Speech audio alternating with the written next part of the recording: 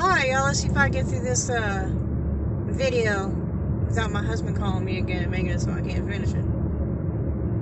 My name is Shannon, and I have my service dog Luna here with me, and I am driving back up from Arizona after visiting with my parents, and I just want to chat a minute. First of all, please note, I don't do this. I don't like talking on video camera. I don't like talking in person. Why? Because I'm missing teeth. I'm missing teeth because I had damage to my face and had to have them removed. Okay? Now that's out of the way, let me impart my wisdom on you.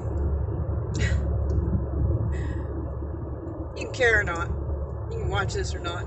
Hopefully I won't make it more than 15, 20 minutes, but maybe if I spoke a little faster sometimes, or my thoughts going better, but I've tried to do this a couple times now, but my husband keeps calling me and interrupting me. So, here's my deal. I'm white, I'm a woman, and I'm American. I have experienced racism against me.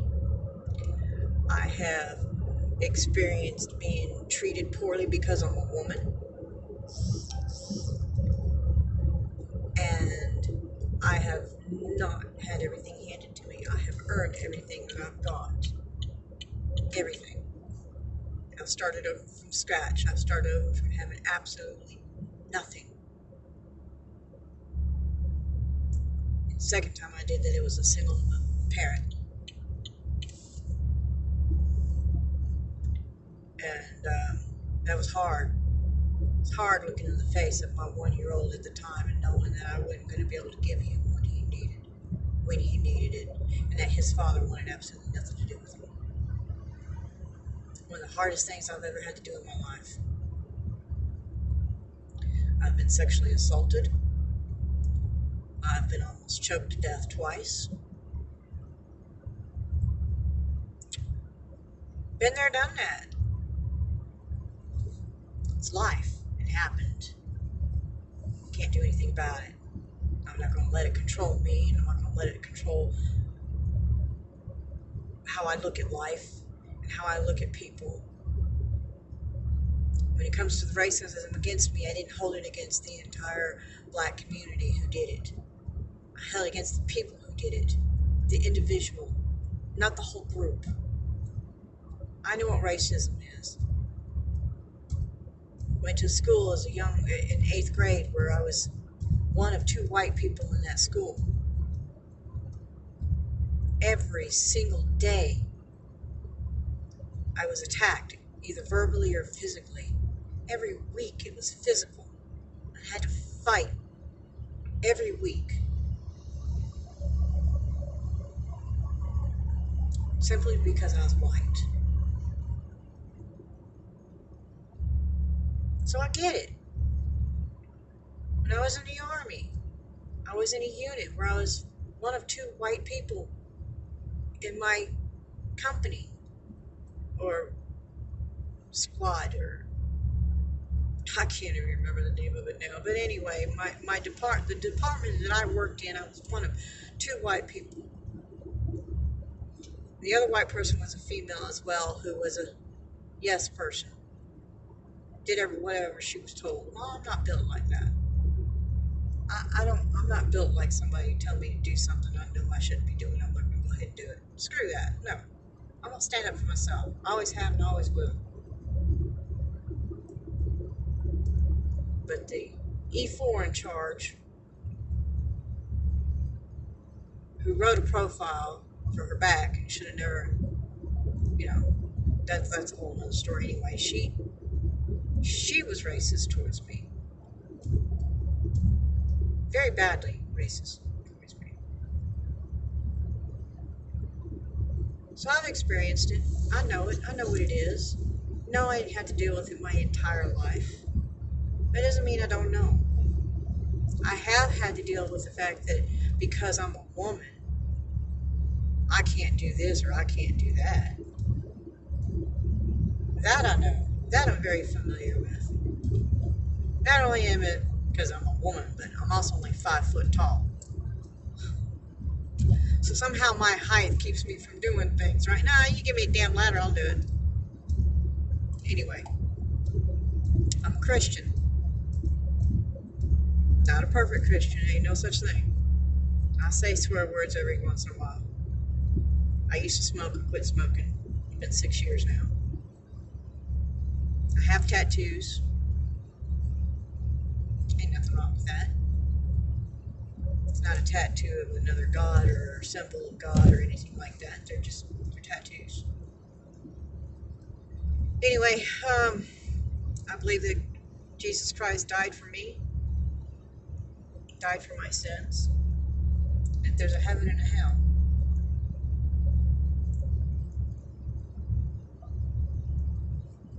I do not believe that your beliefs should overpower my beliefs any more than I believe that my beliefs should overpower your beliefs. You don't want to believe there's a God? Then don't believe there's a God. That's your choice. You know, doesn't make me any better than you. Doesn't make you any better than me. My skin color doesn't make me any better than you. Doesn't make you any better than me. It's just a pigmentation. I have less of it in my skin than you do. That's all it is, people. I bleed red just like you do. I have a brain, I have a heart, I have eyes, a nose, a mouth. I can think, and I can think for myself. What's your excuse? I challenge you when it comes to this race stuff that's going on right now. Everybody who thinks that somehow the black people are being persecuted by the cops, go to Washington Post or Google Washington Post. What's it called? It's a database for all police shootings since 2015. I challenge you. Pull it up. Dissect it. Download it. Dissect it. Look at the real numbers. Not the black community only makes up 12% of the U.S. population, but they have the highest rate of arrest and killings by cops. No, it doesn't work that way. You don't look at the population overall. You look at the crimes committed.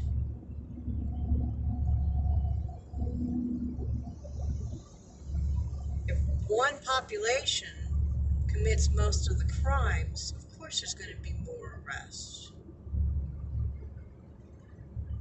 Stands to reason, no? 2019, 368 or something like that, or 460, I don't remember. It was like, I don't remember. But the number of people, white people, that were shot by police officers and killed by police officers was doubled what it was the black people. Okay? Of those that were shot that had a toy gun, again, doubled the numbers of the black community. The unarmed didn't quite double the numbers, but it was still more than the unarmed black community.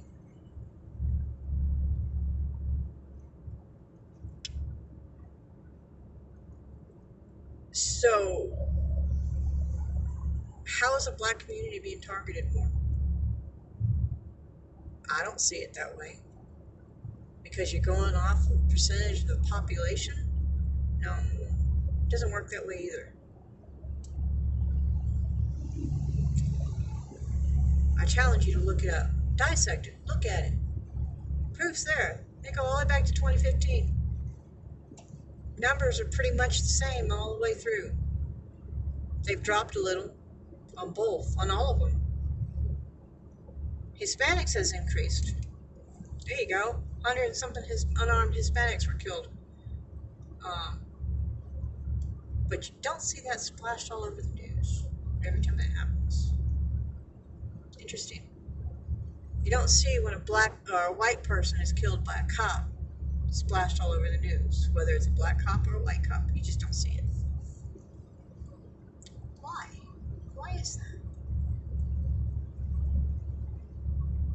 you got all these people wanting to defund police and abolish police departments and stuff, and crimes have skyrocketed. Violent crimes have skyrocketed over this. What are you people doing? What are you thinking? You're tearing down history that we should be proud of because it shows that we beat it. We beat the tyranny. We beat the slavery. We abolished it. And you people are tearing it down. Why? And then you're tearing down statues of people who were responsible for abolishing There's a speed trap ahead. So what are you doing? Why? The Confederate flag. Do your history on it. It doesn't stand for the Confederacy back in the day. It has nothing to do with it. They had a different flag. Y'all crack me up.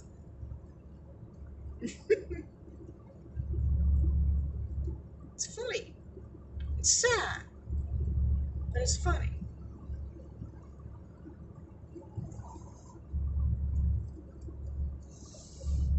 I don't know, y'all. It's a hard world. Life ain't easy, but it's what you make of it. You got a choice. Continue to be oppressed by the system, or get out and freaking do something for yourself. Quit worrying about whether the system's going to give you what you think you deserve. Go out and earn what you deserve. I did it. I was a single mom, went back to school, used my GI Bill because I was in the military. Got my bachelor's. Decided that wasn't enough, got my master's. Decided that wasn't enough, started working on my PhD. Got really sick, had to stop my PhD and turn it into a postmasterate. I had to pay for it. I got $150,000 in student loans. Blame nobody but myself, and I'm not demanding the government give it to me for free.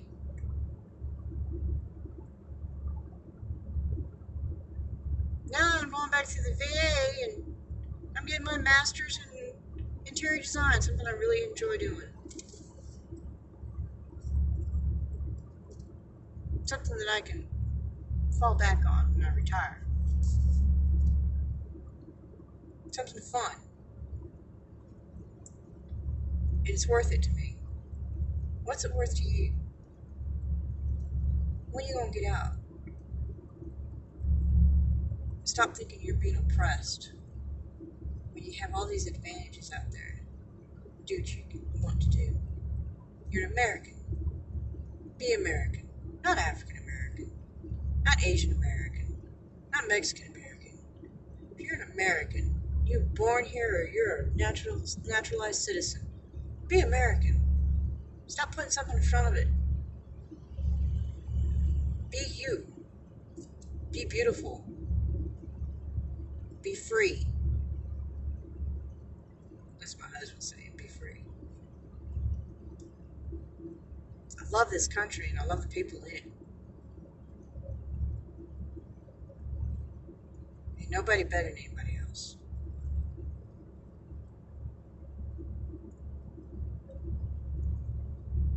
I don't know, y'all, where you want to be at next year, end of this year. What do you want to do? I'm tired of it. I'm tired of the hate. I'm tired of the anger. I unfriended somebody who I respected, who I lost respect for, because he put up a post about Michigan when a bunch of white people, and there was black people in that group too, went and protested at the Capitol and they were carrying their weapons. They did so peacefully. They did nothing wrong. They did it peacefully. But out there in Georgia, I think it is, so he made a post about how a group of black people carrying guns did this, they'd all get arrested. First of all, the post had nothing to do, or the article had nothing to do with with race. Nothing. But he made it about race. And that's why I lost respect for him, and that's why I had to unfriend him, because it wasn't the first time that he had done something like that. Good man. Loved men. Joe, if you ever see this, I love you, man, and I hope the best for you and your beautiful wife. But I just couldn't deal with the racism anymore. Especially now, you got out in Georgia, I believe, I think I already said that, a group of black people, a large group of black people, walking around dressed in black from head to toe, masks and everything, walking around with their weapons, stopping cars and demanding money from these people. That's illegal. That's not peaceful. They didn't get arrested. Blows that theory out of the water, Joe. I love you, man. Speaking of, I love all y'all. I don't know if this be helpful to anybody even cares, but I had to say my piece. If you watched all of it, thank you.